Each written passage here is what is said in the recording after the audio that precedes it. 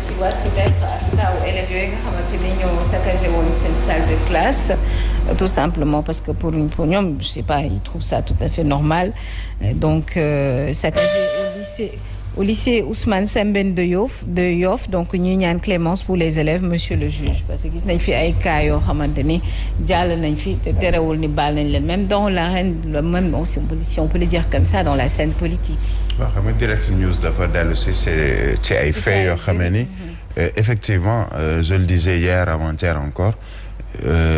xale yi malheureusement dañoo xool roy ci ay mag ñoo xamee ni sur le plan politique sur le plan social si yeneen i anam ñoom ñëw njëkk a wone yenn xar kanam yoo xamee ni buñ ca royee ci la lu bëri yàqu ndax ay Assemblée nationale wax nañ ci direct news dellu si na ci ay faits yu bëri ay kàddu yu bëri est-ce que on va cibler xale yooyu donte def nañu ay erreur parce que man ay erreur laa ko jàppee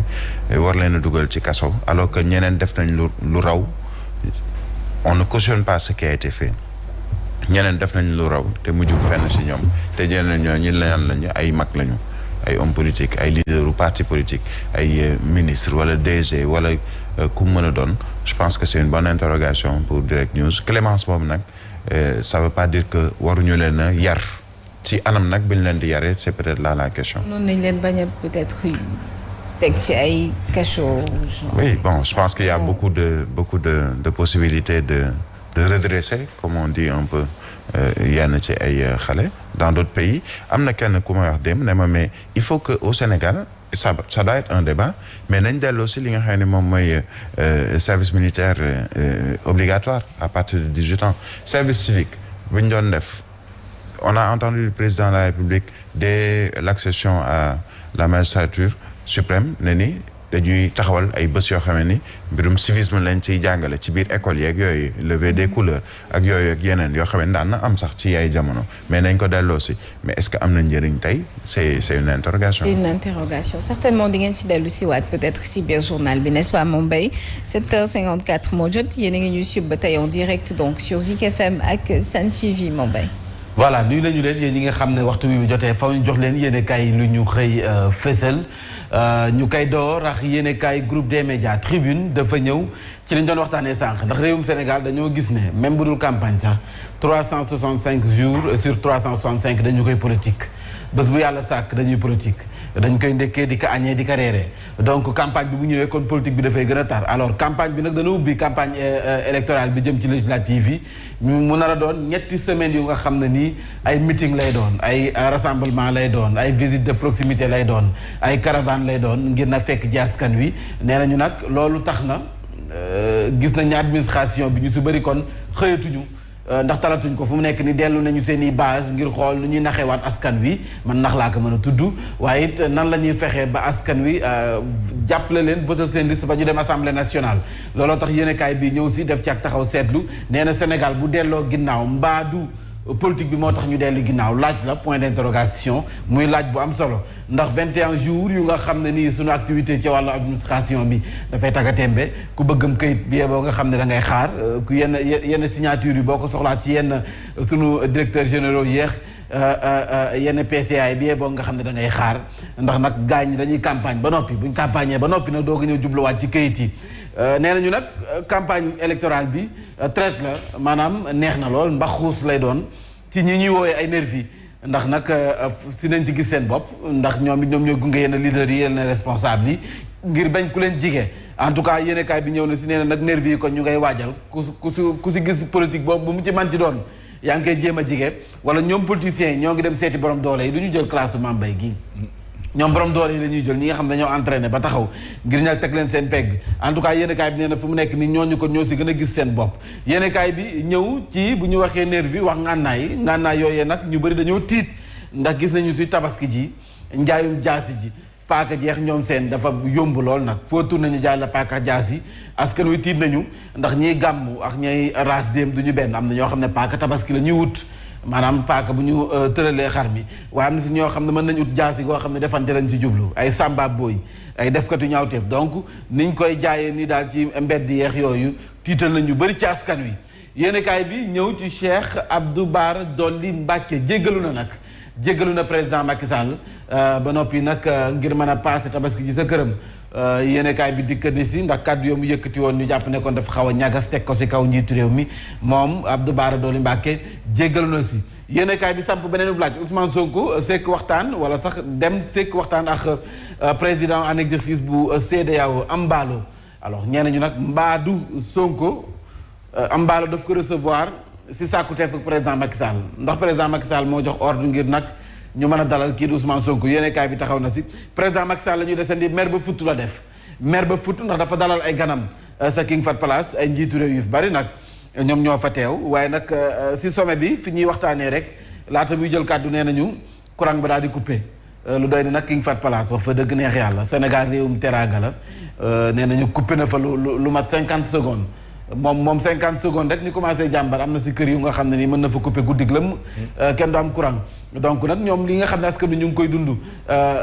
lu pare fréquemment ñoom nag 50 secondes rek lañ si am commencé jàmbar en tout cas président Macky Sall nee na loolu nag du ko bàyyi noonu mu jàll ndax lu doon ay njiitu réew daje fii ci réewum Sénégal tànn Sénégal war fay daje dem ci hôtel bu ñuy wax King Fahd Palace ak ni mu toll ak tur wi mu am ñu courant di fa coupé loolu moom xel xalaatu ñu koy bàyyi mu jàll faw yet bi daal ci ñenn ñi looloo tax président Macky Sall ci Vox Populi ne nag ay bopp faw mu rot ndax loolee courant bi demul la coupé boppam noonu négligence daf ci am ay DG bu Sénégal nag moom dafa mel ni tàmbali na moom ndax ñetti directeur yenn chef bu département ak chef bu service yi tàmbali nañu gis seen bopp ci sanctions yi ay sanctions yi ñu ngi koy xaarandi ca King Fahd Palace ndax lu doy ni hôtel King Fahd Palace courant dafa coupé donc président Macky Sall neen du bàyyi mu jàll Ousmane Sonko fu mu nekk nii boo amee ku ko sonal dëgg Lat Diop lay tudd boo amee ku sonal Ousmane Sonko dëgg topp ko nii rek lu mu wax mu teg lu mu teg mu teggi moom ci boppam Lat Diop la tudd Lat Diop nag dikk na ci kàddu yi nga xam ne Ousmane Sonko daal dina koy yëkkati ni ki démb ba coow am ci nee na Ousmane Sonko booy seetee ba seet koo xam ne dafay xajate la koo xam ne bëggul ay fu nit ñi di booloo moom Ousmane Sonko fractionniste la koo Ousmane Sonko fippub la maanaam rebelle la nee na nag Ousmane Sonko dafay andi coowal waaso moom Lat Diop mooy ni xamle Sonko Embalo dalal na ko bu Guinée Bissau Maïmouna Dièye maire bu Patte d'Oie la ne moom mooy njiit la ci boppam maire ba xam nga dañu ko tuumaaloon nee nañ dafa jël yenn ci ay koppar daal di koy nag jowaat lépp gafa maire yi baax gafaam moom ba mu fa toogee sax yàggul si maire yu yees yi la donc maire yi nga xam ne mooy yuuxu gu mujj gi maire yees yi ñoom si la bokk moom nag weddina tuuma ci li nga xam ne moom la ñu ko wax ne kon daf ko luubal ci li nga xam ne moom mooy xaalisu mairie ba doon ko jàppale askanu secours yi le vrai journal dafa ñëw ci wàllum parrainage rejet liste ci coalition yi fa mu nekk nag professeurs yi ñooy paasante kàddu gi ku si nekk mu ngi yaa ngi si def lecture ba nga xam ne moom nga xalaat ne peut-être moom moo ci aw yoon